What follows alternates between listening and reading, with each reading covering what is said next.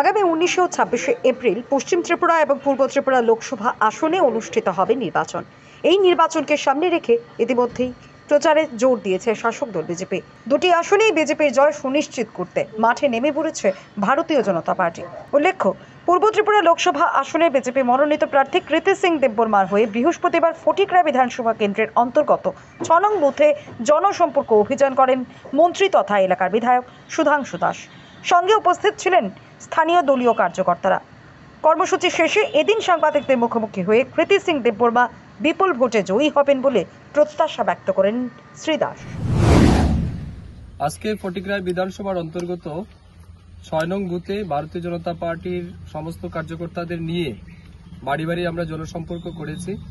মূল উদ্দেশ্য, আসন্ন লোকসভা নির্বাচনে পূর্ব ত্রিপুরা লোকসভা আসনের যিনি মনোনীত প্রার্থী ভারতীয় জনতা পার্টির পক্ষে শ্রীমতী কৃতি সিং দেববর্মা মহোদয়াকে বিপুল ভোটে জয়ী করার আহ্বান নিয়ে আমরা প্রত্যেকের কাছে গেছি এবং স্বতঃস্ফূর্তভাবে মানুষ আমাদেরকে সমর্থন করেছেন এবং আমরা বিশ্বাস করি দেশের যশস্বী প্রধানমন্ত্রী নরেন্দ্র মোদীজির নেতৃত্বে গত 10 বছরে মানুষ যে ব্যাপক উন্নয়ন দেখেছেন এবং যে সমস্ত সুযোগ সুবিধা পেয়েছেন, এটা সত্যি অভূতপূর্ব এবং প্রথমবার এত বেশি সুযোগ সুবিধা গ্রামের মানুষ পেয়েছেন।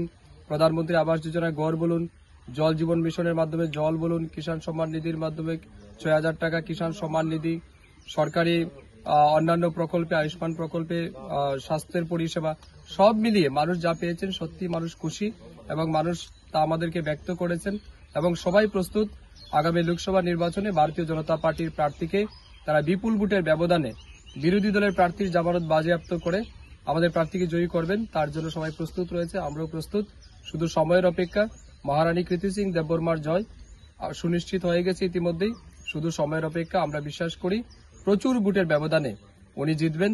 আমি আপনার মাধ্যমে আমার ফটিকরায় বিধানসভার সমস্ত নাগরিকের কাছে আবেদন জানাবো, আগামী 26 ফেব্রুয়ারি আমাদের বিজেপি দলের মনোনীত প্রার্থী মহারানী কৃতি সিং দেববর্মাকে পদ্মফুলে ভোট দিয়ে বিপুল ভোটে জয়ী করুন।